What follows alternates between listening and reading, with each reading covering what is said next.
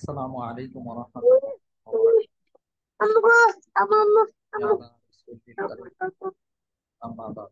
الحمد لله. আল্লাহ তাআলার অসংখ্য মেহেরবানি শুকরিয়া যে আল্লাহ তাআলা আমাদেরকে দর্শে অংশগ্রহণ করার তৌফিক দান করেছেন। আলহামদুলিল্লাহ। আজকে যে তামরীনটা সম্পাদনা করে প্রকাশ করা হয়েছে আপনারা হয়তো দেখেছেন। তামরীন বিষয়ে 5-7 মিনিট আলোচনা করার মতো এখন সময় হাতে কম। যদি কোনো বিষয় না বুঝে আসে ব্যক্তিগতভাবে মাদ্রাসার হোয়াটসঅ্যাপে জিজ্ঞাসা করবে।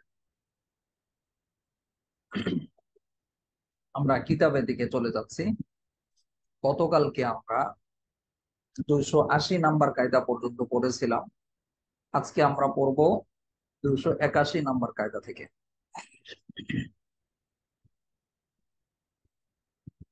বিসমিল্লাহির রহমানির রহিম। লা ইয়ানবাগিল হুকমু আলাল মাওহুমি খুসুসান ফীমা ইয়াজিবু ফীহিল আখযু বিল ইহতিয়াত। লা ইয়ানবাগিল হুকমু আলাল মাওহুম খুসুসান ফীমা ইয়াজিবু ফীহিল আখযু বিল ইহতিয়াত। দেখেন, এই কায়দাটি সিনিয়র অর্থাৎ শারহ সিয়ারে কাবির নামক কিতাব থেকে নেওয়া হয়েছে। যেটা এখানে মুসানিফ সিনিয়র উল্লেখ করেছেন। অর্থটা খেয়াল করে, সন্দেহযুক্ত বিষয়ের সন্দেহযুক্ত বিষয়ের উপর ভিত্তি করে হুকুম দেওয়া উচিত নয়। সন্দেহযুক্ত বিষয়ের উপর ভিত্তি করে হুকুম দেওয়া উচিত নয়। খুসুসান ফীমা ইয়াজিবু ফীহিল আখযু বিল ইখতিয়ার। বিশেষভাবে যেখানে সতর্কতা অবলম্বন করা ওয়াজিব অর্থাৎ জরুরি। সন্দেহযুক্ত বিষয়ের উপর ভিত্তি করে হুকুম দেওয়া, বিধান দেওয়া উচিত নয়, বিশেষভাবে যেখানে সতর্কতা অবলম্বন করা জরুরি। দেখেন, কায়দার দিকে যদি আমরা লক্ষ্য করি, কায়দার অর্থের দিকে, তাহলে আমরা বুঝতে পারবো যে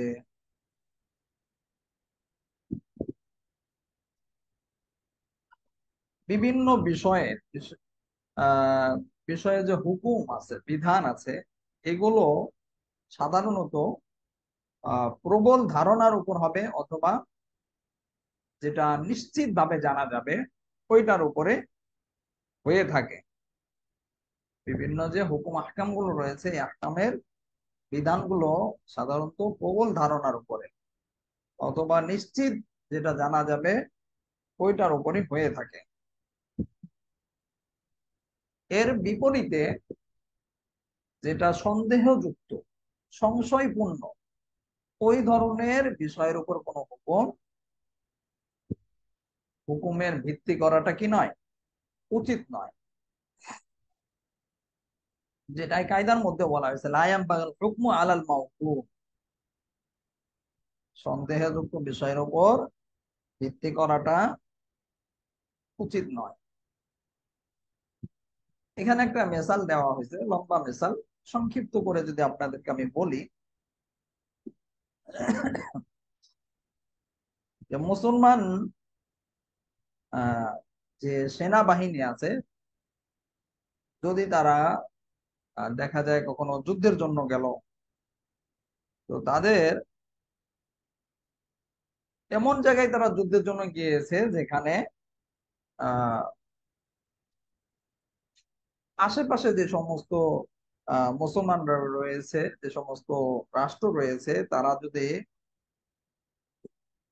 এই সমস্ত সেনাবাহিনীদেরকে সহযোগিতা না করে, সহায়তা না করে, তাহলে তাদের জন্য ওই কাফেরদের, মুশরিকদের বিরুদ্ধে যুদ্ধ করাটা আহ ওইভাবে প্রায় সম্ভব হবে না, কঠিন হয়ে যাবে। তো এই যে যুদ্ধের জন্য যে আহ মুসলমান সেনাবাহিনীকে অনেক দূরে সফর করা বা যুদ্ধের জন্য যাওয়া, এই সফরের ক্ষেত্রে তার নিজের যে স্ত্রী আছে, তারপরে সন্তান আছে, তাদেরকে নিয়ে যাওয়া যাবে না, অর্থাৎ সাথে নিতে পারবে না। কারণ কারণ হলো যে তারা যে যাবে ওইখানে যে সহযোগিতা পাবে কি পাবে না এটা তো তারা কনফার্ম না, নিশ্চিত না। যেহেতু নিশ্চিত না, তো এই অবস্থায় যদি নারীদেরকে, স্ত্রীদেরকে, তারপরে বাচ্চাদেরকে সাথে নিয়ে যায়, তো এই অবস্থায় সবাই বিপদে পড়ার একটা আশঙ্কা থেকে যায়। আর বাচ্চারা থাকলে, সাথে নারীরা থাকলে বিপদটা আরো বেড়ে যাবে। এই জন্য তাদেরকে সাথে নিয়ে যাওয়া যাবে না। এর বিপরীতে যদি এমন হয় যে তারা নিশ্চিতভাবে জানতে পারে তাদেরকে পার্শ্ববর্তী রাষ্ট্র থেকে বা পার্শ্ববর্তী যে সমস্ত মুসলমানরা রয়েছে যুদ্ধক্ষেত্রে, তারা তাদেরকে কাফেরদের মোকাবেলার ক্ষেত্রে, যুদ্ধের ক্ষেত্রে তাদেরকে সহযোগিতা করবে এবং তাদের নারীদেরকে, স্ত্রীদেরকে এবং শিশুদেরকে নিরাপদে রাখতে পারবে, তাহলে কি নেই, কোনো রকম বাধা নেই, বিপত্তি নেই, কোনো সমস্যা নেই। তো এই কায়দাটির মধ্যে এটাই মূলত বোঝানো হচ্ছে লা ইয়ানবাগিল হুকমু আলাল মাওহুম খুসুসান ফীমা ইয়াজিবু ফীহিল আখযু বিল ইহতিয়াত। সন্দেহযুক্ত বিষয়ের উপর ভিত্তি করে হুকুম দেওয়া,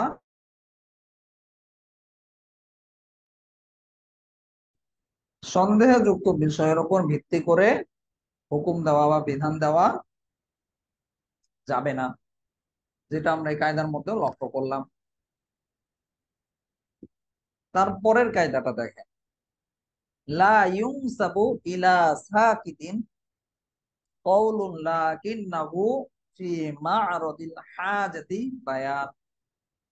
লা ইউনসাবু ইলা সাকিত কওলুন লাকিন্নাহু ফি মা'রাদিল হাজাতি বায়ান।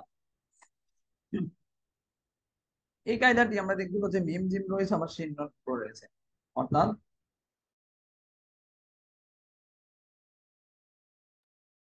নেটওয়ার্কে একটু সমস্যা হচ্ছিল, কিছু বোঝেন না, নেটওয়ার্কে সমস্যা হচ্ছিল, কথাই তো বলতে পারিনি। যখন দেখবেন যে স্ক্রিনে এরকম গোল ঘুরছে, খালি কোনো কথা শোনা যাচ্ছে না, কিছু দেখা যাচ্ছে না, এর মানে হলো ওয়াইফাই নেটওয়ার্কে কোনো সমস্যা হয়েছে, স্লো হয়ে গেছে। আচ্ছা ঠিক আছে, এখন মোটামুটি আলহামদুলিল্লাহ শোনা যাচ্ছে, ঠিক আছে। দেখেন 282 জি, নাম্বার, এখন ক্লিয়ার আছে। লা ইউনসাবু ইলা সাকিতিন কওলুন লাকিন্নাহু ফি মা'রাদিল হাজাতি বায়ান। মিম জিম রয়েছে, শিন নুন রয়েছে, অর্থাৎ আহ মাজাল্লা নামক কিতাবেও আছে, আবার ক্যালাস বা নাজার কিতাবের মধ্যেও আছে। অর্থটা খেয়াল করেন, নীরব থাকা ব্যক্তির দিকে কোনো কথা সম্পৃক্ত করা হবে না। নীরব থাকা বা চুপ থাকা ব্যক্তির দিকে কোনো কথা সম্পৃক্ত করা হবে না, তবে প্রয়োজনের সময় চুপ থাকায় একটা বর্ণনা হয়ে দাঁড়াবে। বুঝেছেন অর্থটা? কায়দাটাকে আপনি দুই ভাগে বিভক্ত করেন, বুঝতে সুবিধা হবে। লা ইউসাবু ইলা সাকিতিন কওল লাকিন্নাহু ফি মা'রাদিল হাজাতি বায়ান। প্রথম যে অংশটা আছে লা ইউসাবু ইলা সাকিতিন কওল, চুপ থাকাটা বা নীরব থাকা ব্যক্তির দিকে কোনো কথা যুক্ত করা হবে না, সম্পৃক্ত করা হবে না, এটা আগে বোঝার চেষ্টা করা। এখানে এই যে নীরব থাকা বা চুপ থাকা ব্যক্তির দিকে যে কোনো কথা সম্পৃক্ত করা হবে না, এটা কার দিকে লক্ষ্য করে বলা হয়েছে, কোনটাকে?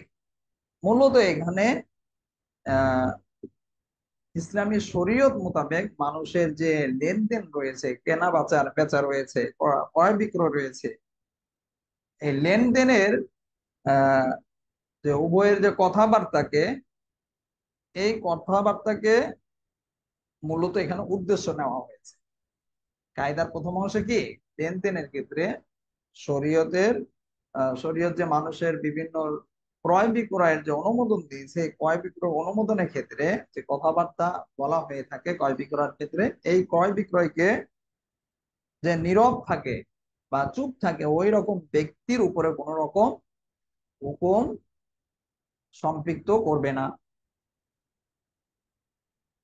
কারণ কি, মূলত লেনদেনটা বা ক্রয় বিক্রয়টা শব্দের উপর, বাক্যের উপর ভিত্তি হয়ে থাকে। তাই এখানে কেউ যদি লেনদেনের ক্ষেত্রে ক্রয় বিক্রয়ের ক্ষেত্রে চুপ থাকে, নীরব থাকে, তাহলে এই বিক্রয়টা সহি হবে না। বুঝেছেন? তাহলে আমরা কি বুঝলাম? প্রথমে কায়দার মধ্যে বলা হলো নীরব থাকা বা চুপ থাকা ব্যক্তির দিকে কোনো কথা সম্পৃক্ত করা হবে না। এর দ্বারা উদ্দেশ্য হলো শরীয়ত কর্তৃক অনুমোদিত লেনদেনের ক্ষেত্রে নীরব থাকাকে বোঝানো হয়েছে।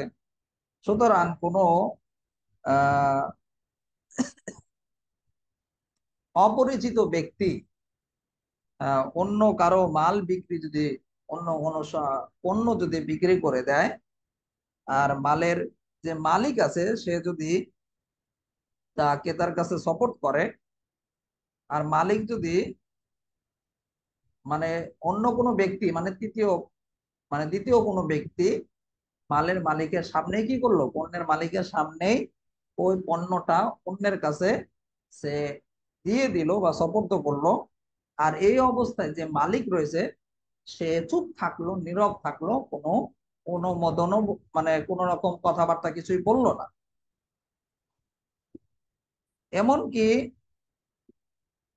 যদি মালিকের কাছে অনুপস্থিত থাকে, আর যদি মালের মালিকের কাছে যদি সংবাদটা পৌঁছে যে আপনার তমুক জিনিসটা মুখ বেচে দিচ্ছে, আর তখনও যদি তিনি নীরব থাকে, চুপ থাকে, তাহলে এই যে প্রকৃত মালিকের যে নীরব থাকাটা, এই নীরব থাকার কারণে ওই ব্যক্তির ওই পণ্যটা বিক্রি করাটা বৈধ হবে না, জায়েজ হবে না। কেন বৈধ হবে না? কারণ এই যে আমরা কায়দার মধ্যে বললাম লা ইউসাবু ইলা সাকতিন কওল, নীরব থাকা ব্যক্তির দিকে কোনো কথা সম্পৃক্ত করা হবে না। এখানে স্পষ্ট ভাবে আলফাজের মাধ্যমে তাকে অনুমোদন দিতে হবে অথবা নিষেধ করতে হবে। যদি সে নীরব থাকে তাহলে বিক্রয়টা কি হবে না, সই হবে না। এটা হলো কায়দার প্রথম অংশ। দ্বিতীয় অংশ কি, লাকিন্নাহু ফি মা'রাদিল হাজাতি বায়ান। কিন্তু আগেরটা একটা অংশ ছিল, এটা একটা লাকিন, কিন্তু প্রয়োজনের সময়, চাহিদার সময় আহ চুপ থাকাটাই একটা বর্ণনা হয়ে দাঁড়াবে।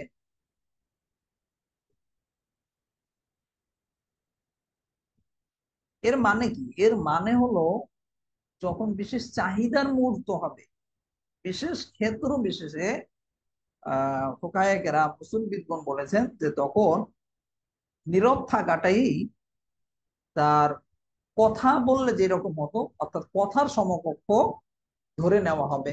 কথা বললে যেমন ভাবে অনুমোদন হতো, ঠিক একইভাবে নীরব থাকাটাও তখন অনুমোদন হিসেবে ধরা হবে। যেমন এর আগে আমরা ভিন্ন কায়দার মধ্যে মেসাল হিসেবে দিয়েছে যে বিবাহের ক্ষেত্রে যদি অভিভাবকরা তার কন্যার কাছে, তার মেয়ের কাছে যদি বিয়ের বিষয়ে প্রস্তাব দেয় বা অনুমোদন চায় যে তোমাকে তো আমরা অমুকের সাথে বিবাহ দিচ্ছি, সেই ক্ষেত্রে যদি সে নীরব থাকে বা চুপ থাকে, ওই চুপ থাকাটাই তার অনুমোদন হিসেবে গ্রহণ করা হবে।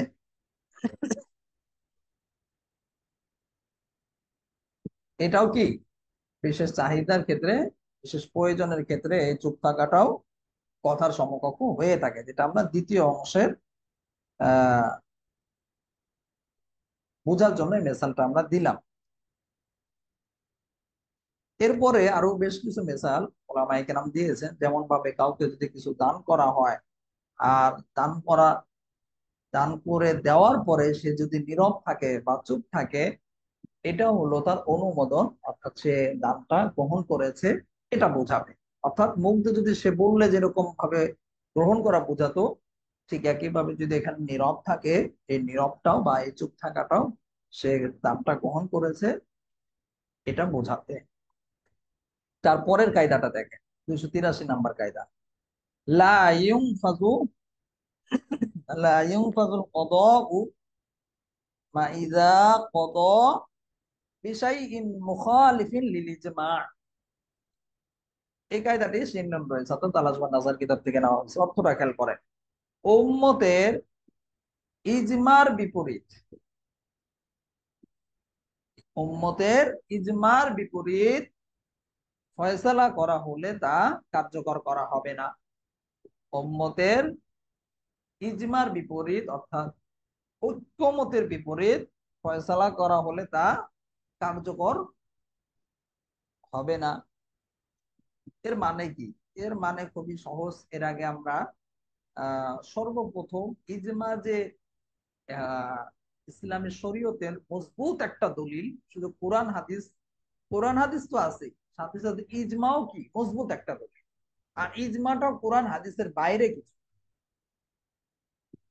এই ইজমাটার ইজমার বিপরীত গিয়ে খেলাফ গিয়ে যদি কেউ কোনো ফয়সালা করে তাহলে এটা কার্যকর হবে না। এটা কি একটা বিশেষ কায়দা, যেটা আমরা সর্বপ্রথম এই বিষয়ে বিস্তারিত আলোচনা করেছি 24 নাম্বার কায়দার মধ্যে, শুধু 24 শুরুর দিকে। তারপরে সম্ভবত গতকালকে আবার সামান্য কিছু আলোচনা করেছি, সেটা হলো 271 নাম্বার কায়দাতে। আর আজকে পড়ছে 283 নাম্বার কায়দা। ইজমার বিপরীতে যাওয়া যাবে না কেন? কারণ হলো ইজমা কোরআন এবং সহিহ হাদিস দ্বারাই প্রমাণিত। আর এই জন্য ইজমাও একটি ইসলামী শরীয়তের আহলে সুন্নাত ওয়াল জামাতের কাছে একটি মজবুত এবং শক্তিশালী একটা দলিল। এজন্য ইজমার বিপরীত যাওয়ার কোনো সুযোগ নেই। কেউ যদি ইজমার বিরোধিতা করে, সে যেন কোরআন এবং সহিহ হাদিসেরই কি করলো, বিরোধিতা করলো। এই জন্যই এই কায়দার মধ্যে বলা হয়েছে লা ইনফাজুল কদাউ মা ইযা কদা বিশাইইন মুখালিফিল লিল ইজমা। উম্মতের ইজমার বিপরীতে ফয়সালা করা হবে, তা কার্যকর করা হবে না। কেউ যদি করেও বিপরীত দিয়ে ফয়সালা করে, রায় দেয়, তাহলে এটা কি হবে না, কার্যকর হবে না, বাস্তবায়ন হবে না। তারপরের কায়দাটা দেখেন, 284 নাম্বার কায়দা। লা ইউনকারু তাগাইয়ুরুল আহকামি বিতাগাইয়ুরিল আজমান। লা ইউনকারু তাগাইয়ুরুল আহকাম বিতাগাইয়ুরিল আজমান।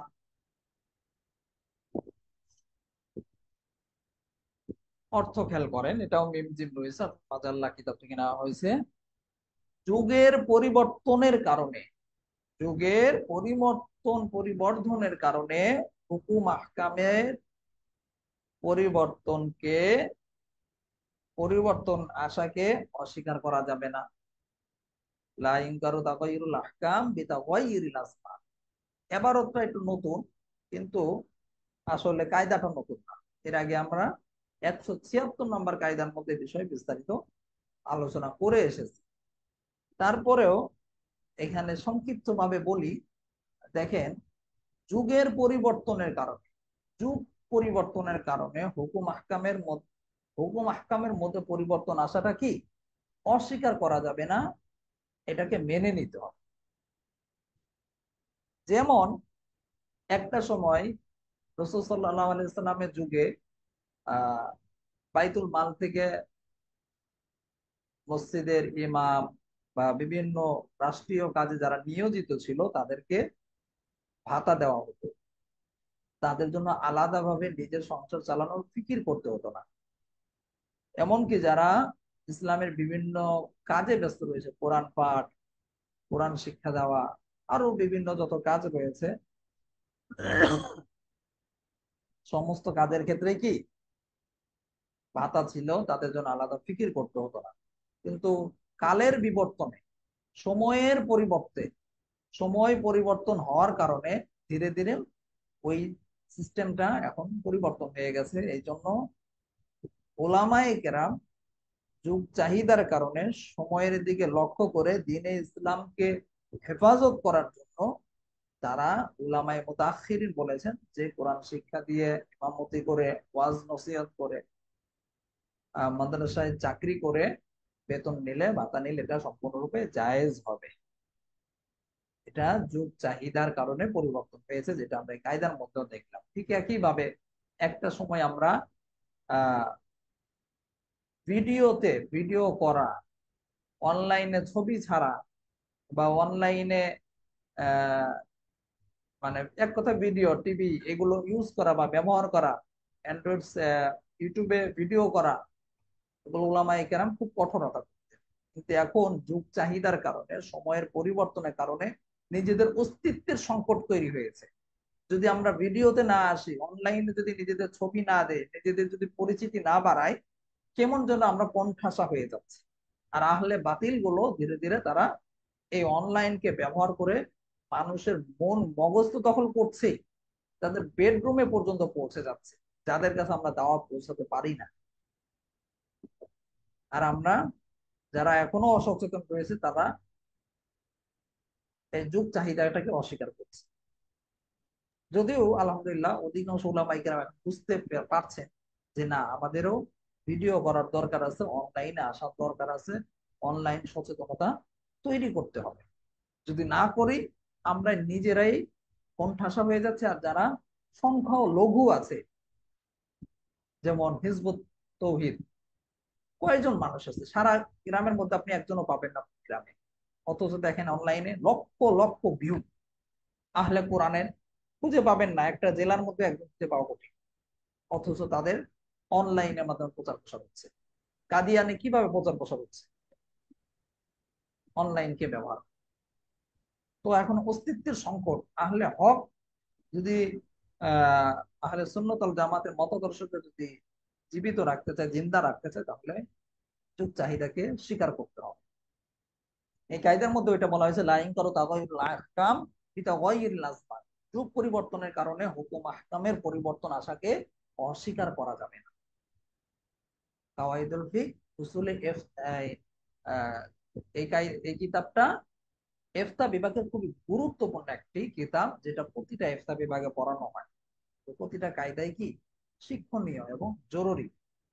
আমরা আমাদের এখানে আরো কথা আছে, দেখেন অনলাইনে ছবি ব্যবহার করা, অনলাইনে ভিডিও করা, এগুলো উলামায়ে কেরামের মধ্যে এটা মুস্তাহাব ফি একটা মাসালা। কিছু উলামায়ে কেরাম নাজায়েজ বলেন, আবার কিছু উলামায়ে কেরাম জায়েজ বলেন। কারণ হলো, বলেন যে এটা স্থিতিশীল না, যেটা হারাম করা হয়েছে এটা হলো স্থিতিশীল। এখানে বিশেষ চাহিদা তৈরি হয়েছে, চাহিদার কারণে সংকট তৈরি হয়েছে, সংকটের কারণে আমাদের করা দরকার। আবার বলেন যে এখানে অনলাইনটা এরকম না, অফলাইনের মতো না, অফলাইনে যেরকম স্থির থাকে এটা স্থির না, এটা একসময় অদৃশ্য হয়ে যায়। ওই রকম না, আরো বিভিন্ন যুক্তি আছে, অনেক কিছু আছে। এটা মুফতি তাকি ওসমানী হাফিজাহুল্লাহ আহ এমনকি আপনার আহলাক মিডিয়া যে অ্যাপসটা আছে, অ্যাপস এর মধ্যে গেলেও দেখবেন যে এখানে সুন্দর করে আহ আপনার পাকিস্তানে বেশ কিছু ফতোয়া বিভাগেরও অনেকগুলো লেখা আছে, তারাও বিভিন্ন যুক্তি প্রমাণ তুলে ধরেছে। তো ওই দৃষ্টিকোণ থেকেও আমরা মানহাল আহ পরিবারও অনলাইনে ভিডিও করা, ছবি ব্যবহার করাকে জায়েজ মনে করি। ওই জায়েজ পক্ষে উলামায়ে কেরাম করেছেন। যুগ সচেতনতার দিক থেকে, যুগের চাহিদার দিকে লক্ষ্য করে আমরাও ব্যবহার করে থাকি।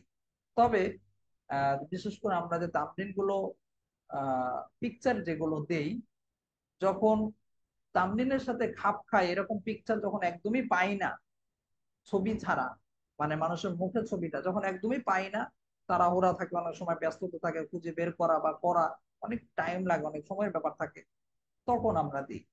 তারপরও এখানে আমাদের যেটা মত, আমরা ছবি ব্যবহার করাকে, অনলাইনে ভিডিও করাকে জায়েজ যে মতটা রয়েছে ওলামায়ে কেরামের, ওই মতকে আমরা পোষণ করে থাকি। ওই হিসেবে আমরা ভিডিও করা, এমনকি ক্লাস করানো হচ্ছে অনলাইনে, যে ভিডিও হচ্ছে, এটাকে আমরা জায়েজ মনে করি। জায়েজ যে মতামত রয়েছে ওলামায়ে কেরাম, ওই মতকে আমরা পোষণ করি। কিছু কিছু ছাত্র বাইরে আছে, বিভিন্ন সময় আমরা অনলাইনে কোনো ছবি ব্যবহার করলে আগে দেখা যায় মাদ্রাসার পেজে গিয়ে কমেন্টে গিয়ে বিভিন্ন রকম কমেন্ট করে। ভাই, আপনি আমাদের এখানে ছাত্র, আপনার কোনো আপত্তি থাকলে, কোনো কিছু জানার থাকলে আপনি ব্যক্তিগত ভাবে জিজ্ঞাসা করবেন, কোনো সমস্যা নেই। তো মাদ্রাসার ফেসবুক পেজের কমেন্টে গিয়ে কেন? অনেক কথা আছে, অনেক কিছু আছে যেটা পাবলিকলি বলা যায় না, এটা আপনার বুঝতে হবে। ওইভাবে বলা যাবে না যেভাবে আপনাকে আমি বলতে পারবো। কমেন্টে গিয়ে ছবি দেখে কেউ কেউ এখানে ছবি ব্যবহার করাটা কি ঠিক হলো কিনা, জায়েজ হলো কিনা, হ্যাঁ এই বিষয়ের উপর একটা তামলিন ইনশাল্লাহ আমরা অচিরেই করব। আসলে দেখেন যে অনেক বিষয় আছে যেগুলোর উপর তামলিন করতে গেলে আপনারা তো অনেকেই আছেন এরকম ভাবে গবেষণাও করেন না, রিসার্চও করেন না, এক জায়গাতে কপি করে এনে বসিয়ে দেন। আমাদের মানহাজের মানহাজ হলো কপি না, গবেষণা করে তারপরে একটা বিষয়ের উপরে দালিলিক ভাবে যুক্তিক ভাবে উপস্থাপন করা। ফরজ নামাজের পর মোনাজাত করা যাবে কিনা, অনলাইনে ভিডিও ছবি ব্যবহার করা যাবে কিনা, তারপরে এরকমের আরো যে সমস্ত মাসলা মাসাইল নিয়ে অনেক বিতর্ক আছে, ইখতিলাফ আছে, ওই সমস্ত বিষয়ের উপরে ইনশাল্লাহ আমরা পর্যায়ক্রমে ধীরে ধীরে এগুলোর উপরও তামলিন ইনশাল্লাহ আপনাদেরকে দেব। আপনারা না করতে পারলে সামনের বছর দিব অথবা পরবর্তীতে দেব। যেমন ইতিমধ্যে আমরা বেশ কিছু বিতর্কিত যে সমস্ত মাসালা রয়েছে, যেমন একসাথে 3 তালাক দিলে কয় তালাক হবে, 1 তালাক কি হবে না 3 তালাক হবে, তারপরে ইমামের পিছনে সূরা ফাতিহা পড়তে হবে কি হবে না, ওযু ছাড়া কোরআন স্পর্শ করা যাবে কি যাবে না, এরকম আরো অনেক বিতর্কিত বিষয় রয়েছে যেগুলো খুব বিতর্ক হয়ে থাকে। এগুলোর উপর আলহামদুলিল্লাহ আমরা দালিলিক ভাবে এবং কোরআন এবং সহিহ হাদিসের আলোকে এই বিষয়গুলো সমাধান দেওয়া হয়েছে, যাতে করে যে কোনো গোষ্ঠী যে কোনো মত পথের লোকই যেন আমাদের কথাগুলো গ্রহণ করতে পারে। এখানে এমন না যে আমরা এমন একটা কিতাব দিয়েছি বলবো যে আপনাদের আকাবিরদের কিতাব, আপনাদের শায়েখদের কিতাব, এটা বলার সুযোগ নেই। আমরা সবসময় চেষ্টা করি কোরআন এবং সহিহ হাদিস থেকে দলিল দেওয়ার। যখন কোরআন এবং সহিহ হাদিসে সরাসরি দলিল পাই না, ওই ক্ষেত্রে আমরা যে কোনো ফতোয়ার কিতাব, ফিকহের কিতাব থেকে হাওলা দিই। এছাড়া আমরা সবসময় আমাদের মানহাজ হলো সবসময় কোরআন এবং সহিহ হাদিস থেকে দলিল দেওয়া চেষ্টা করা হয়, যাতে করে যে কোনো মত পথের লোকই যেন আমাদের ফতোয়াগুলো, আমাদের মাসালাগুলো গ্রহণ করতে কোনো রকম দ্বিধা বা সংকোচ না করতে পারে। তো আপনাদেরকেও বা আমাদের ছাত্রদেরকেও আমরা এই মানহাজটা তৈরি করার চেষ্টা করি। কারণ এখন কোরআন এবং সহিহ হাদিস যদি দলিল না দেওয়া হয়, অনেক ক্ষেত্রে আপনার কথাকে, আপনার বক্তৃতাকে, আপনার লেখনীকে অগ্রহণযোগ্য করা হবে বা মানতে চাইবে না। আপনারা ইতিমধ্যে লক্ষ্য করেছেন অনেক উলামায়ে কেরাম আগে এইভাবে দালিলিক লিখতেন না, কিন্তু এখন লেখেন। এই যে কায়দা থেকে লক্ষ্য করেন, লাইন করো তাগায়ুরুল আহকাম বিতাগায়্যিরিল আজমান, যুগের পরিবর্তনের কারণে হুকুম আহকামের পরিবর্তন আশাকে অস্বীকার করা যাবে না। যুগ চাহিদা, এখন মানুষ হাতের মুঠোয় চলে এসেছে। বিভিন্ন মাসলা মাসাল, বিভিন্ন হাদিসের কিতাব এখন মানুষের হাতের মুঠোয়, অর্থাৎ হাতের মোবাইলের মধ্যে চলে এসেছে। এই জন্য যে কেউ চাইলে যাচাই করতে পারে।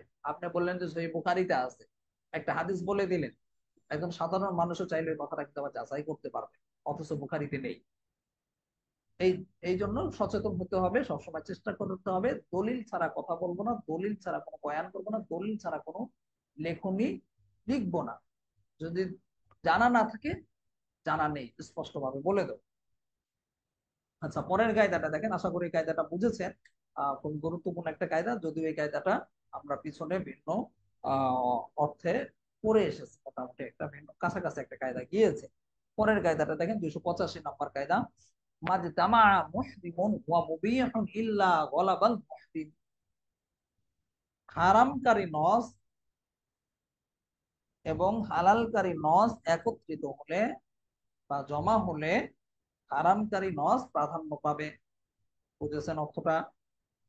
সম্ভবত এই এই ধরনের একটা কায়দা মনে হয় পিছনে গিয়েছে, এই মুহূর্তে আমার কায়দা নাম্বারটা মনে নেই, কত নম্বর কায়দার মধ্যে গিয়েছে। এখানে যে বিষয়টা বোঝানো হচ্ছে যে কোনো একটা সময় যদি কোনো একটা বিষয়ের উপরে যদি উভয় ধরনের নস থাকে, উভয় ধরনের দলিল থাকে। নস কাকে বলে এটা কিন্তু আমরা পূর্বে অনেকবার জেনে এসেছি। মানে কোরআন হাদিসের যে আবারত থাকে উভয় দিকে, একদিকে হালাল সাব্যস্ত হচ্ছে আর একদিকে হারাম সাব্যস্ত হচ্ছে, এই ধরনের যদি আবারত মুখোমুখি হয়ে যায়, দলিল যদি মুখোমুখি হয়ে যায়, সাংঘর্ষিক হয়ে যায়, তাআরুজ হয়ে যায়, তখন আমরা কোনটাকে প্রাধান্য দেব, কোনটাকে আমরা অগ্রাধিকার দেব।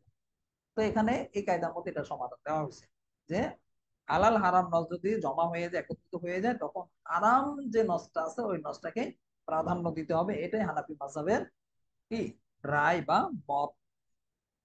তো এর আগেও আমরা একটা মেসাল দিয়েছিলাম, এখানে ওই মেসালটা প্রযোজ্য। যে গুই সাপের বিষয়ে দেখেন, রাসূল সাল্লাল্লাহু আলাইহি সাল্লাম থেকে 2 ধরনের হাদিস পাওয়া যায়, উভয় ধরনের হাদিসই সহিহ। মুহাদ্দিসিনে কেরামের মতে কি উভয় হাদিসই সহিহ। এক হাদিস দ্বারা বোঝা যায় যে গুই সাপ যে রয়েছে, গুই সাপের গোস্ত হারাম। আবার আরেক হাদিস দ্বারা বোঝা যায় যে গুলশাবের গোস্ত হালাল, যেখানে রাসূল সাল্লাল্লাহু আলাইহি ওয়াসাল্লাম সম্ভবত সুনান আবু দাউদের মধ্যে মনে হয় এসেছে, রাসূল সাল্লাল্লাহু আলাইহি ওয়াসাল্লাম বলছেন গুলশাবের গোস্ত আহ তোমরা কেউ খেতে চাইলে খেতে পারো, কিন্তু আমি অপছন্দ করি। এরকম মোটামুটি একটা আবারত এসেছে। তো এটা দ্বারা বোঝা যায় কি অপছন্দ করলে এর মানে হালাল আছে, কিন্তু রাসূল সাল্লাল্লাহু আলাইহি ওয়াসাল্লাম ব্যক্তিগত মতামত মতে খান না, নিজের ব্যক্তিগত ভাবে পছন্দ না। তো উভয় ধরনের এবারত কিন্তু একত্রিত হয়েছে, হালালও আছে হারাম আছে। তখন কোনটাকে অগ্রাধিকার দেওয়া হবে, কোনটাকে প্রাধান্য দেওয়া হবে? এই ক্ষেত্রে উলামায়ে আহনাফ বলে থাকেন যে হারামকে প্রাধান্য দিয়ে হারামের উপরই আমল করা হবে, অর্থাৎ দুইশাবকে হারাম সাব্যস্ত করা হবে, যেটা আমরা এই কায়দার ভিত্তিতে জানতে পারলাম। মাজতামা মুহরিম ওয়া মুবিহুন ইল্লা গালাবাল মুহরিম, হারামকারী নস এবং হালালকারী নস যদি একত্রিত হয়ে যায়, তখন হারামকারী নসকে অগ্রাধিকার দিতে হবে। তারপরের কায়দাটা দেখেন 286 নম্বর কায়দা, মা সাবাতা বিজামানিন ইউহকামু বিবাকাইহি মা লাম ইউজাদ দালিলুন বিখিলাফি। এই কায়দাটি মিম জিম রয়েছে, অর্থাৎ মাজালা নামক কিতাব থেকে নেওয়া হয়েছে। অর্থটা খেয়াল করেন, যে বিষয় কোনো এক সময় আহ প্রমাণিত হয়েছে সে বিষয়ের হুকুম বাকি থাকবে ততক্ষণ পর্যন্ত, যতক্ষণ পর্যন্ত তার খেলাফ কোনো দলিল না পাওয়া যাবে। বুঝছেন অর্থটা? মা সাবাতা বিজামানি ইহকামু বিবাকাইহি মা লাম ইউজাদ দালিলুন বিখিলাফি। যে বিষয়ে কোন একটা সময়, মানে যে বিষয়টা কোন একটা সময় দলিল দ্বারা কি হয়েছে প্রমাণিত হয়েছে, সে বিষয়ের হুকুম বাকি থাকবে ওই পর্যন্ত, যতক্ষণ পর্যন্ত তার খেলাফ কোনো, তার বিপরীত কোনো দলিল না পাওয়া যাবে। বুঝছেন? যেমন এখানে সহজ একটা মেসাল হতে পারে যে আপনার আহ অজু, আপনি অজু করেছেন, অজুটা এটা স্পষ্ট ভাবে দলিল দ্বারা, অর্থাৎ অজু সহি ভাবে আপনি অজু করেছেন, এটা দলিল দ্বারা সাব্যস্ত, এটা আপনি স্পষ্ট ভাবে জানেন যে আপনি অজু করেছেন। তো অজু করার দ্বারা আপনার কিন্তু অজু আছে এটা প্রমাণ। তারপরও গিয়ে যদি, পরে গিয়ে যদি আপনার অজু নিয়ে সন্দেহ হয়, সংশয় সৃষ্টি হয় যে অজু আছে কি নেই, যেমন আমরা অনেক সময় আছে আসরের নামাজ পড়েছি, মাগরিবের আগে গিয়ে তখন সন্দেহ হলো এখন অজু আছে কি নেই, অথচ আপনি অজু ভঙ্গের মতো কোনো কারণ করেননি বা কোনো কিছু করেননি, মানে ইস্তেঞ্জাও করেননি বা 1 নম্বর 2 নম্বর কোনো কিছু করেননি, তারপর আপনার সন্দেহ সৃষ্টি হচ্ছে যে কোনো বায়ু বের হয়ে গেল কিনা কোনো সময়, এই সন্দেহের কোনো অবকাশ থাকবে না, সুযোগ থাকবে না, সন্দেহকে গ্রহণযোগ্য করা হবে না। কারণ এই যে কায়দার মধ্যে বলা হলো আহ যতক্ষণ পর্যন্ত দলিল না পাওয়া যাবে, যতক্ষণ পর্যন্ত আপনি নিশ্চিত না হবেন, ততক্ষণ পর্যন্ত কি সন্দেহের কোনো অবকাশ নেই, কোনো সুযোগ নেই।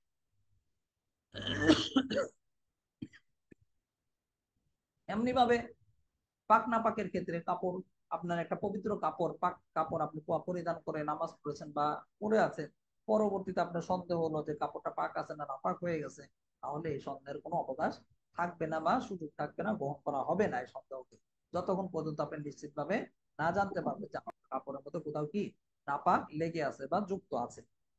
পরের কায়দাটা দেখেন 287 নম্বর কায়দা, মা সাবাতা বিয়াকিন লা ইয়ারতাফিউ ইল্লা বিয়াকিন। যেই জিনিস নিশ্চিত ভাবে দলিল দ্বারা সাব্যস্ত হয় তা নিশ্চিত প্রমাণ ছাড়া, দলিল ছাড়া রহিত হবে না। অর্থাৎ যেটা একবার দলিল দ্বারা সাবেত হয়েছে, ওইটা দলিল দ্বারাই আবার কি হবে মানসুখ হবে, রহিত হবে, এছাড়া রহিত হবে না। এই কায়দাটিও নতুন কায়দা না, একটু আগে আমরা যে কায়দাটা পড়লাম, যেমন অজুর বিষয়ে বললাম, তারপরে কি কাপড় পাক না পাকের বিষয়ে বললাম, এখানে নিশ্চিত ভাবে আপনি একবার পাক, এটা আপনি জানেন, নিশ্চিত ভাবে আপনি অজু করেছেন, ঠিক পরবর্তীতে আপনাকে দলিল দ্বারা প্রমাণ দ্বারা এটা নিশ্চিত হতে হবে, তাহলেই কি হবে আগের অবস্থা রহিত হবে, অর্থাৎ অজু নষ্ট ধরা হবে অথবা কাপড় নাপাক ধরা হবে, অন্যথায় ওইটা বিবেচনা করা হবে না। পরের কায়দাটা দেখেন 288 নম্বর কায়দা, মা সাবাতা আলা খিলাফিল কিয়াস ফাগায়রুহু লা ইউকাসু আলাইহি।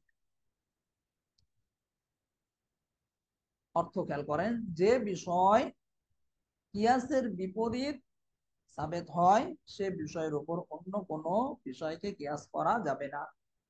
মা সাবাতা আলা খিলাফিল কিয়াস ফাগায়রুহু লা ইয়াকাসু আলাইহি, যে বিষয় কিয়াসের বিপরীত সাবেত হয় সেই বিষয়ের উপর অন্য কোনো বিষয়কে কিয়াস করা যাবে না।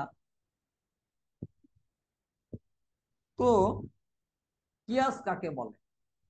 আমরা এর আগেও যদিও আমরা কিতাবের শুরুর দিকে আলোচনা করেছিলাম ইজমা কাকে বলে, আলাদা কায়দা গিয়েছে, কিয়াস কাকে বলে। স্বাভাবিকভাবে একটু আমরা মনে রাখার জন্য বলি, কিয়াস কি? আবিধানিক ভাবে মূলত কিয়াস বলা হয় অনুমান করাকে, ধারণা অনুমান করাকে কি বলা হয়? কিয়াস বলা হয় আবিধানিক ভাবে। আর পারিভাষিক ভাবে মূলত কিয়াস হলো যে দুইটি জিনিসের মধ্য থেকে একটি জিনিসকে ইল্লতের একটি জিনিসের ইল্লতের মতো অন্য জিনিসের মধ্যেও কোনো ইল্লত দেখে বা কোনো কারণ দেখে সেই জিনিসের হুকুম পরবর্তী জিনিসে লাগিয়ে দেওয়াকেই মূলত কিয়াস বলা হয়।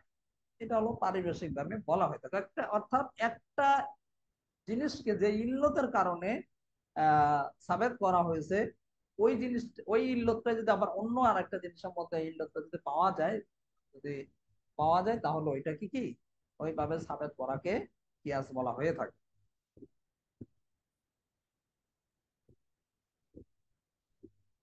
এখানে আরো কিছু কথা আছে আপনারা জানেন, কোরআন এবং হাদিস, তারপর ইজমার আহ মাধ্যমে কিয়াসের বিপরীত সাবেত হয়। তো যখন বিপরীত সাবেত হবে ইজমার মাধ্যমে, কোরআনের মাধ্যমে, হাদিসের মাধ্যমেও, তখন কিন্তু কোনো ইল্লতের কিয়াস করে কোনো হুকুমকে কিয়াস করে কি সেই হুকুমকে অন্য কোনো জিনিসের মধ্যে বা অন্য কোনো জিনিসকে বা জায়েজ করা কোনো সুরত থাকবে না, এটা বৈধ হবে না। অর্থাৎ ওইটা তো আলাদাভাবে দলিল দ্বারা সাব্যতি, কোরআন দ্বারা অথবা হাদিস দ্বারা অথবা ইজমা দ্বারা, সেই ক্ষেত্রে কিয়াস করার এখানে কি থাকবে না, কোনো সুযোগ থাকবে না। বুঝেছেন? যাই হোক, এটা পুরাতন কায়দা, নতুন কোনো কায়দা না। পরের কায়দাটা দেখেন, 289 নম্বর কায়দা। মা সাবাতা ইয়াকুনু বাকিয়ান মা লাম ইউজাদিদ দালিল, মা লাম ইউজাদিদ দালিলুল মুজিল। অর্থটা খেয়াল করেন, যে বিষয় প্রমাণিত হয়ে গিয়েছে সে বিষয় আহ দূরীভূত করার দলিল আসার আগ পর্যন্ত ওই বিষয়টা বাকি এবং বিদ্যমান থাকবে। অর্থাৎ যে বিষয়টা একবার সাবেত হয়েছে দলিল দ্বারা, ওই বিষয়টা পরবর্তীতে আবার রহিত হওয়ার জন্য আবার দলিল থাকতে হবে, অথবা রহিত হবে না। এটা মূলত নতুন কায়দা না। এই যে একটু আগে যে আমরা 286 নম্বর কায়দা মধ্যে যে পড়ে আসলাম, অজু ভঙ্গের কথা বললাম, তারপর কাপড় পাক না পাকের কথা যে বললাম, একবার আপনি পাক কাপড় পরেছেন, পরবর্তীতে নাপাক হওয়ার নিশ্চিত না হওয়া পর্যন্ত, দলিল না পাওয়া পর্যন্ত, প্রমাণ না পাওয়া পর্যন্ত ওটাকে নাপাক মনে করার কোনো সুযোগ নেই। যখন আপনি নিশ্চিত হবেন যে নাপাক লেগেছে, তখন কি নাপাক হবে। পরের কায়দাটা দেখেন, 290 নম্বর কায়দা। মা জা আলী উজরিন বাতলা বিজাওয়ালি, যে বিষয় কোনো ওজরের কারণে জায়েজ হয়েছে, সেই ওজর দূর হয়ে গেলে সেই বিষয়টি বাতিল হয়ে যাবে। যে বিষয়টি বিশেষ কোনো ওজরের কারণে জায়েজ হয়েছে, সেই ওজর যখন দূরীভূত হয়ে যাবে তখন ওই বিষয়টি বাতিল হয়ে যাবে। বুঝেছেন? আসলে কায়দাটা খুবই সহজ কায়দা, আগেও আমরা একাধিক কায়দার মধ্যে দেখে এসেছি। যেমন বিশেষ ওজরের কারণে কোন একজন ব্যক্তি এটা পানি ব্যবহার করতে সক্ষম নয়, অথবা তার কাছে পানি নেই, এই একটা ওজর। এই ওজরের কারণে সে তায়াম্মুম করে যদি নামাজ আদায় করে, আর যদি সে পরে পানি পেয়ে যায়, তাহলে কি তার তায়াম্মুমটা বাতিল হয়ে যাবে এবং তার যে আগের যে অবস্থা ছিল অপবিত্রতা অবস্থা, ওই অবস্থাটা আবার ফিরে আসবে। এই জন্য তাকে পরবর্তীতে কি করতে হবে, পরে অজু করে নামাজ আদায় করতে হবে। আবার আগের অবস্থায় অর্থাৎ তায়াম্মুম করে নামাজ পড়ার আর কোনো সুযোগ থাকবে না। কেন থাকবে না? এই যে আমরা কায়দার মধ্যে বললাম, মাজা আর উজরিন বাতলা বিজাওয়ালি, যে বিষয়টা কোন একটা ওজরের কারণে, সমস্যার কারণে জায়েজ হয়েছে, যখন ওই সমস্যা দূরীভূত হয়ে গেল তখন ওই বিষয়টাও দূর হয়ে যাবে, আর ওই বিষয়টা ওই জিনিসটা তখন অব্যাহত থাকবে না। পরের কায়দাটা দেখেন, 291 নম্বর কায়দা। হারুমা আখযুহু হারুমা ইউতাউ, যেই জিনিস গ্রহণ করা হারাম সেই জিনিস কাউকে প্রদান করাও হারাম। অর্থাৎ যে জিনিসটা ইসলামী শরীয়তের দৃষ্টিতে আহ হারাম সাব্যস্ত করা হয়েছে, ওই জিনিসটাকে আপনি নিজে যেরকম গ্রহণ করতে পারবেন না, নিজে যেরকম ব্যবহার করতে পারবেন না, ঠিক একইভাবে অন্যকেও ব্যবহার করতে উৎসাহিত করা বা কাউকে প্রদান করাও যাবে না। অর্থাৎ উভয়টাই কি ইসলামী শরীয়তের দৃষ্টিতে না জায়েজ। এই জিনিসটা খুবই গুরুত্বপূর্ণ। অনেক সময় আছে আমরা নিজেরা বেঁচে থাকার চেষ্টা করি, কিন্তু আরেকজনকে আবার বলি যে ভাই আমি তো করি না, আমি তো ঘুষ খাই না, আমি তো সুদ খাই না, আপনি তো খান, আপনি চাইলে নিয়ে নিতে পারেন। না, এটাও বলা যাবে না। এটাও কি বলা যাবে না বা কাউকে উৎসাহিত করা যাবে না। যে এখানে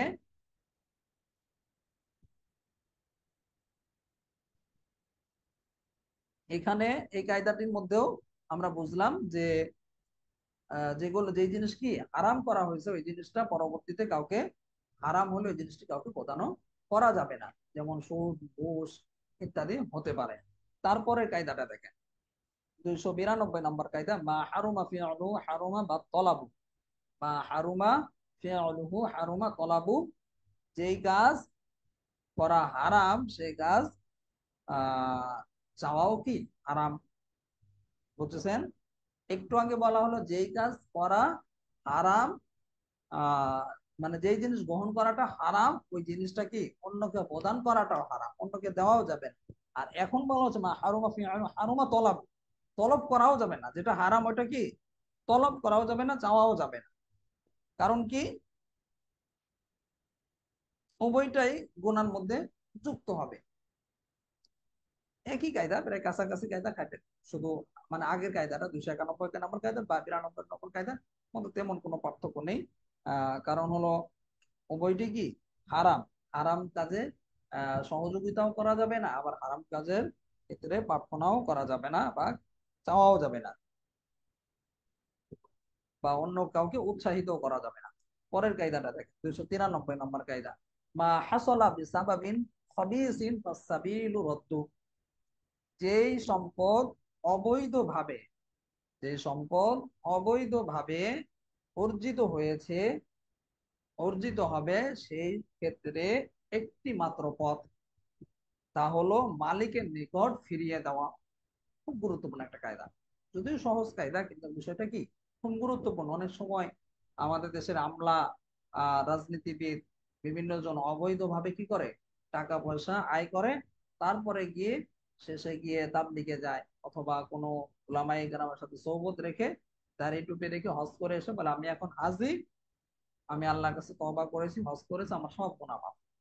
না ভাই, এটা হবে না। এই যে কায়দার মধ্যে এটাই বলা হয়েছে, মা আসরা বিসাবাবিন খাবিসিন ফাসাবিল রাদ্দু, যে সম্পদ অবৈধভাবে অর্জিত হবে সেই ক্ষেত্রে একটি মাত্র পথ, সেটা কি মালিকের নিকট ফিরিয়ে দেওয়া। আপনি যে ঘুষ সুদ মানুষকে অবৈধভাবে মানুষের সম্পদকে আপনি হরণ করেছেন, আহ, এই সম্পদগুলো আপনি হজ করে আসলে আপনার জন্য বৈধ হবে না, বরং ওই সম্পদের যে প্রকৃত মালিক তাকে আপনাকে তার কাছে সোপর্দ করতে হবে। এখানে আরেকটা কথা থেকে যায়, যদিও সম্পদের মালিককে যদি পাওয়া না যায়, যদি পাওয়া না যায় তাহলে খুঁজতে হবে, খুঁজে ওই মালিকের কাছে সম্পদকে হস্তান্তর করতে হবে, এছাড়া ভিন্ন কোনো পথ নেই।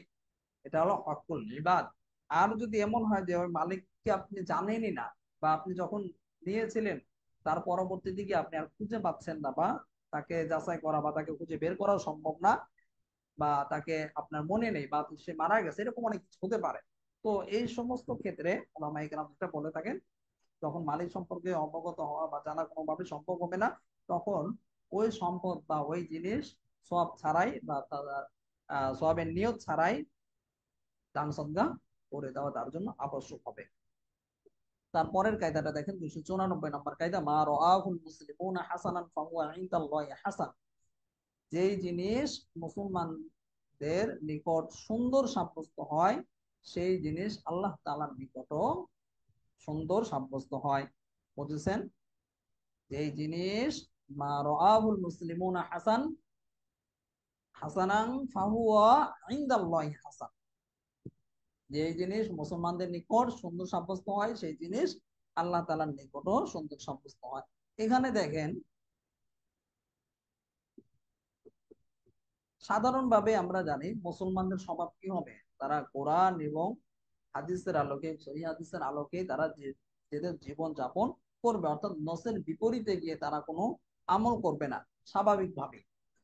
তো এই হিসেবে মুসলমানদের যে সমস্ত অভ্যাস বা নিয়ম কানুন বা চাল চাল মানে তাদের কথাবার্তা, চাল চলন সবকিছু কি হবে, অভ্যাসটা হবে ইসলামের উপরই হবে।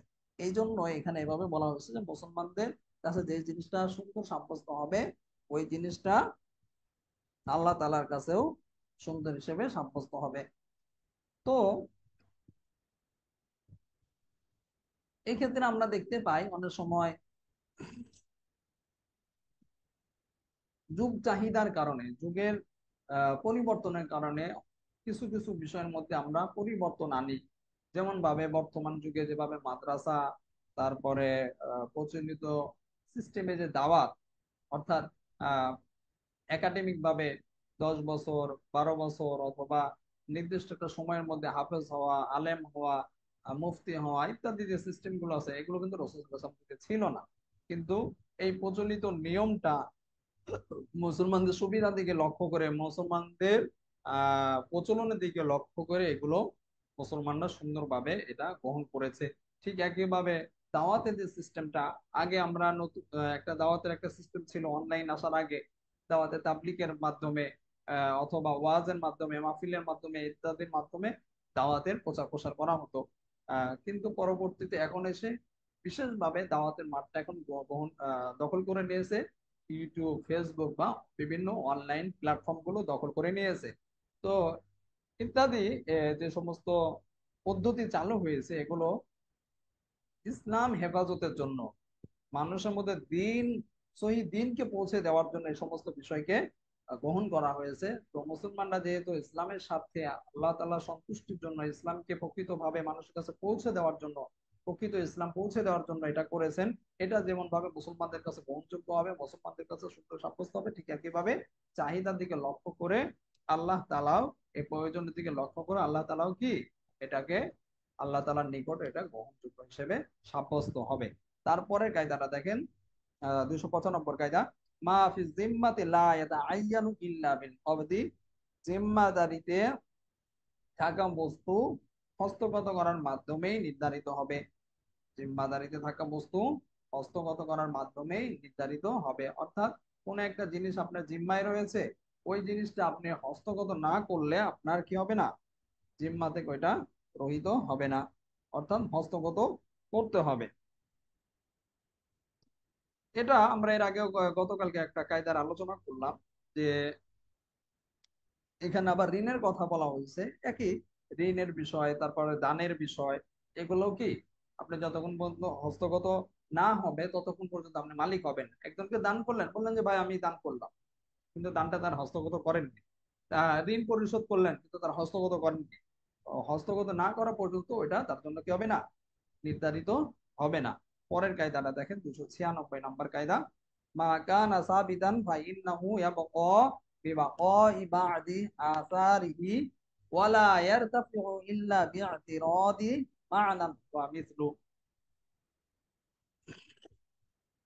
যেই বিষয় প্রমাণিত হয়েছে সেই বিষয়টি আংশিক নিদর্শন থাকা পর্যন্ত বাকি থাকবে, তবে তার সমকক্ষ দলিল পাওয়া গেলে দূরীভূত হয়ে যাবে। বুঝেছেন? যে বিষয় একবার প্রমাণিত হয়ে গেছে দলিল দ্বারা এবং আংশিক নিদর্শন থাকা পর্যন্ত বাকি থাকবে, আংশিকও যদি থাকে তারপরে বাকি থাকবে, আহ তবে তার সমকক্ষ যখন দলিল পাওয়া যাবে তখন এটা কি হয়ে যাবে, দূর হয়ে যাবে। আসলে এই কায়দাটা নতুন কায়দা না, একটু আগে আমরা পড়লাম 286 নম্বর কায়দা, তারপরে 289 নম্বর কায়দা। এই যে অজুর সন্দেহ হলে, অজু করেছেন ভালো মতো, তারপর সন্দেহ হলে যে অজু ভঙ্গ হবে না। তারপর আমরা কাপড় পাক না পাকের কথা যে বললাম, পাক কাপড় কাপড় পরে আপনি ছিলেন, তারপর হঠাৎ করে আপনার কাপড়ের বিষয় না পাকে সন্দেহ হলো, ওইটাই মূলত এখানে ভিন্ন ভারতের মধ্যে এসেছে, এটা নতুন কায়দা না, আগের কায়দাই। পরের কায়দাটা দেখেন, 297 নম্বর কায়দা, মা কানা আলা ওয়াজহি তাবাররুই ইয়াস্তাবি ফিহিল গনিয়্যু ওয়াল ফাকির। প্রকৃত প্রত্যেক ওই জিনিস যা দান করা হয়েছে সে জিনিসের ক্ষেত্রে ধনী গরিব সমান সমান।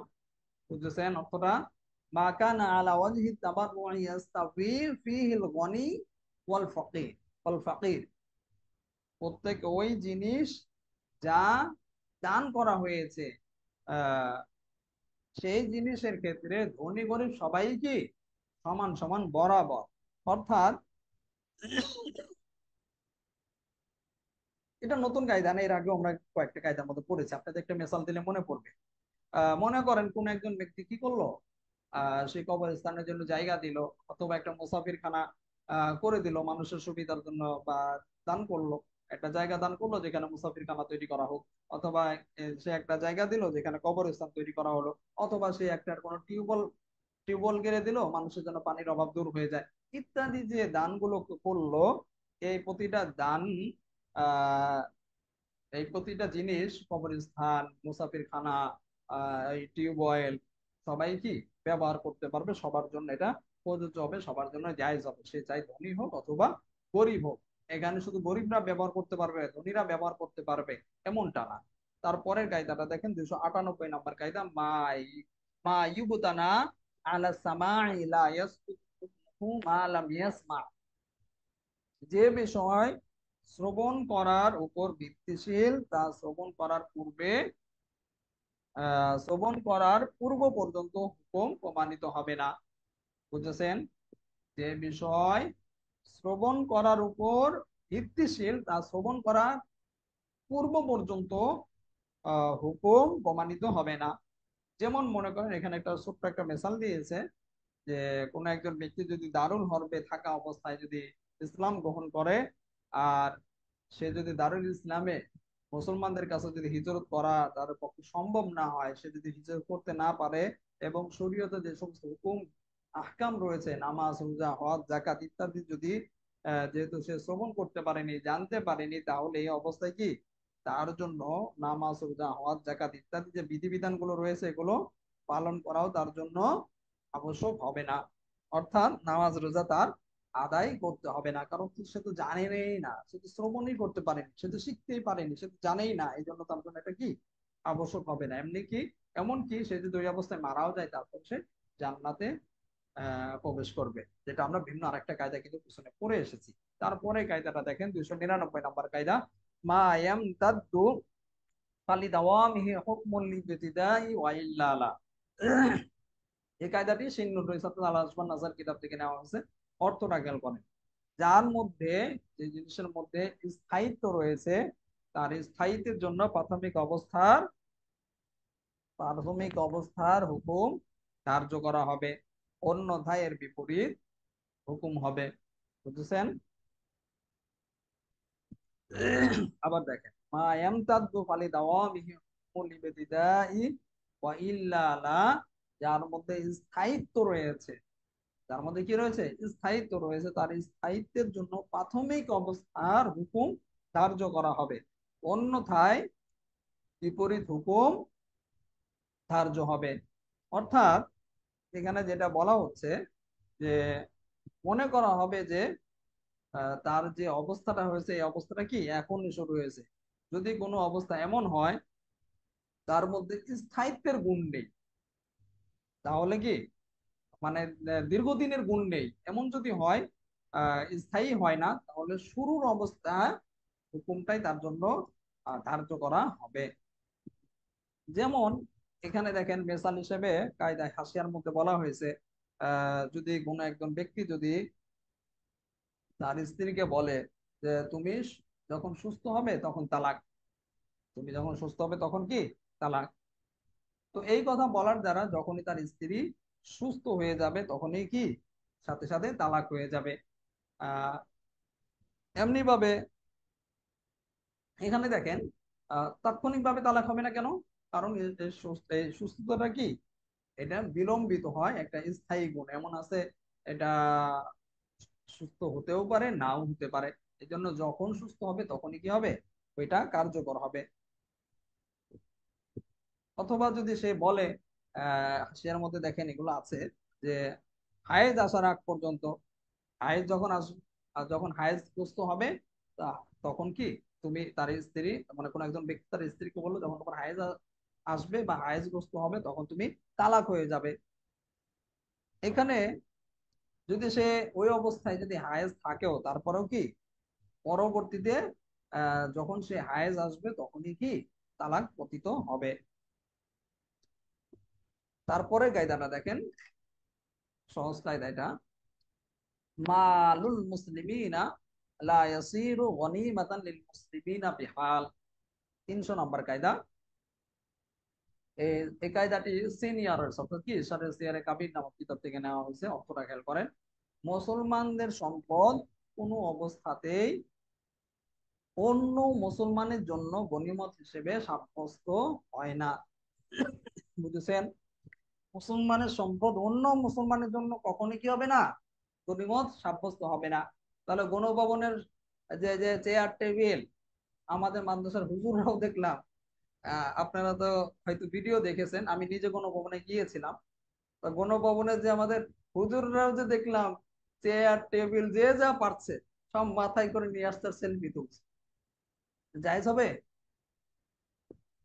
জায়েজ হবে না। এটা মুসলমানদের সম্পদ। এই যে কায়দার মধ্যে বলা হচ্ছে মালুল মুসলিমিন লা ইয়াসিরু গনিমাতান লিল মুসলিমিনা বিহাল।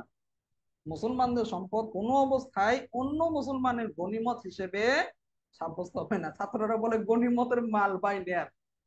কেউ কেউ আমার পরিচিত বলে ভাই আপনি কিছু আনেন না, আমি বললাম নাউজুবিল্লাহ, কি বলেন। অনেকগুলো ভিডিও করে এনেছিলাম, কিন্তু পরবর্তীতে আমার মনে হলো যে না, এই ভিডিওটা প্রকাশ করলেও তো আরেকজন মুসলমানের দুষ্টুটি প্রকাশ পাচ্ছে। ভিডিওটা যদি আমি প্রকাশ করি, একজন চেয়ার নিচ্ছে, একজন টেবিল নিচ্ছে, একজন যে কিচ্ছু পাচ্ছে না মনে করেন, মানে এত ভিড় গণভবনের, মানে যেদিন 5 আগস্টে এত ভিড় হয়েছে, আহ, ভিতরে বিশেষ করে গেটে প্রচুর পরিমাণে ভিড়, ঢোকাই যায় না। তারপরে খুব কষ্ট করে যারা ঢুকছে ভিতরে, ঢোকার পরেও প্রতিটা রুম, মানে গণভবনে যে হাসিনা যেখানে থাকতো প্রতিটা রুমের মধ্যে মানুষে ভরপুর। আমি একটু দেখার জন্য মূলত যে কি অবস্থা দেখি, আরো কিছু একটু যাচাই বাছাই করলাম, আর অনেক উদ্দেশ্য ছিল, যাই হোক। সাথে সাথে ভিতরে ঢুকে প্রথমে আল্লাহ তাআলা শুকরিয়া তান একটা সিজদা করেছে যে আল্লাহ তুমি এই জালেমকে বাংলাদেশ থেকে তাড়িয়েছো। মুখ ফুটে কিছু বলাও যায় না, কিছু করাও যায় না, কথা কিছু বললে আলেমদেরকে জেলখানায় নিয়ে যায়। আমি 2-3 বছর আগের কথা একটা পোস্ট করছিলাম ফেসবুক পেজে, আমার পেজে একটা পোস্ট, তাও কি পোস্ট করছিলাম, আমার দেশ পত্রিকায় লিখেছে যে বাংলাদেশের বর্ডারে ওই ভারতরা বিমানবন্দর তৈরি করছে, ওই বিমানবন্দরের লাইটটা বাংলাদেশের সীমানায় এসেছে, সীমানায় বসিয়েছে। তো এটা তো সম্পূর্ণরূপে এটা বৈধ না। এক দেশ আরেক দেশের সীমানা তো, মানে জমি তো ব্যবহার করতে পারে না অনুমতি ছাড়া। তো আমি এটা একটু সংক্ষিপ্ত করে একটা পোস্ট করছি যে আমাদের জমি ইন্ডিয়ার মানুষ ব্যবহার করছে অথচ আমাদের কোনো খবর নেই, এটা কি ঠিক হচ্ছে? এই টাইপের একটা লেখা আছে। ও আল্লাহ, এই লেখাটা দেখি মাত্র 20-50 জন 60 জন মানুষ শেয়ার করেছে, লাইক করেছে। এরপরে দেখি আমার ফোনের পর ফোন, এই কি কি সব নাম বলে, ডিজিএফআই, তারপরে পিবিআই, আবার কি ডিবি, টিবি, ইত্যাদি ইত্যাদি থেকে বিভিন্ন জায়গায় ফোন, মেসেজ। কি সর্বশেষে আমাকে একজন বললো যে আসলে হুজুর দেখেন আমরা আপনার সবকিছু যাচাই করেছি, আসলে আপনি ওইরকম জামাতে ইসলামের লোক না, বিএনপি জামাতের লোক না, আপনি অন্য কোনো সময় অন্য কিছু এরকম করেনও নাই, এটাই ফার্স্ট আপনার দেখলাম। তো আপনার কথাটা এটা কিন্তু সরকারের বিরুদ্ধে চলে গেছে। আপনার এই কথা দ্বারা কিন্তু ইতিমধ্যে অনেক মানুষ বিভ্রান্ত হচ্ছে। আপনি তাড়াতাড়ি এটা ডিলিট করে দেন, নতুবা আপনার লোকেশন বলেন, আপনাকে কিন্তু মানুষ এখনই কিন্তু গ্রেফতার করতে যাবে। এমনকি আমার কাছে কেউ কেউ লোকেশনও চেয়েছে যে আপনি কোথায় আছেন।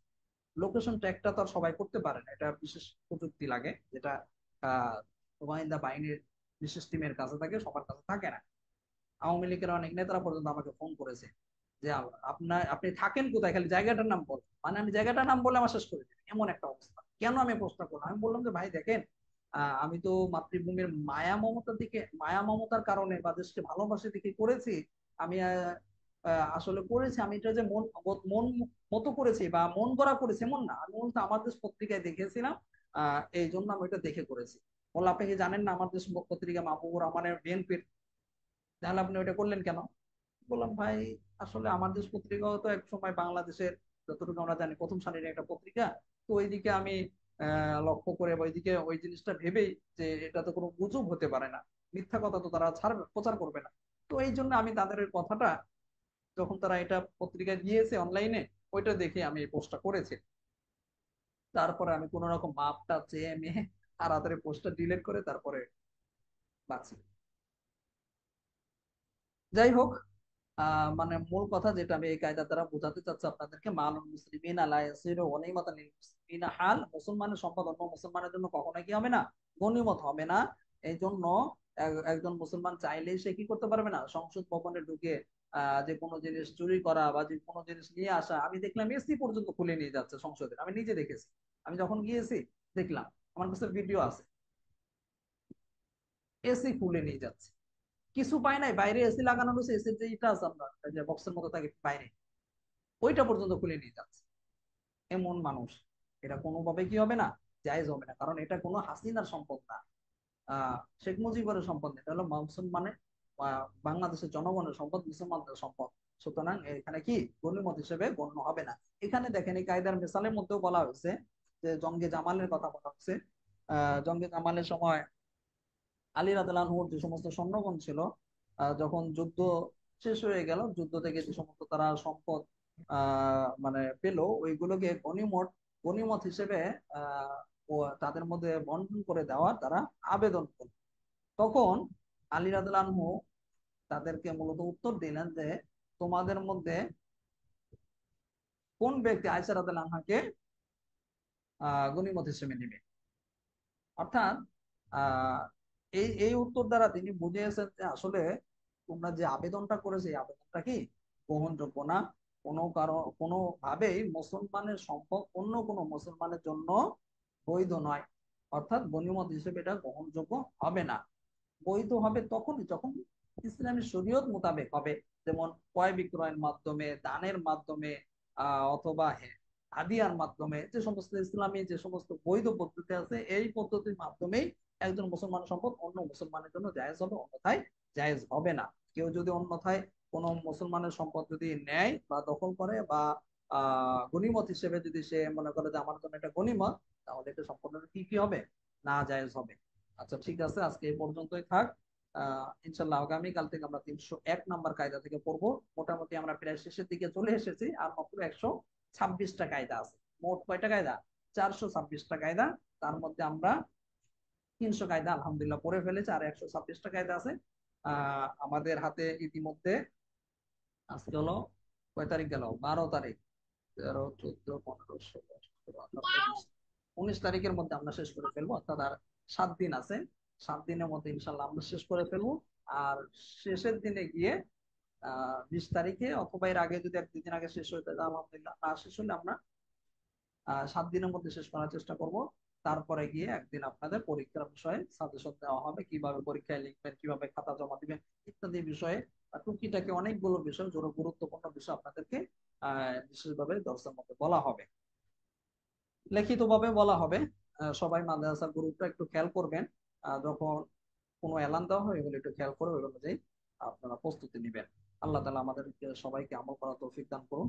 সুবহানাল্লাহি ওয়া বিহামদিহি, সুবহানাকাল্লাহুম্মা ওয়া বিহামদিকা, আশহাদু আল্লা ইলাহা ইল্লা আনতা, আস্তাগফিরুকা ওয়া আতুবু ইলাইক।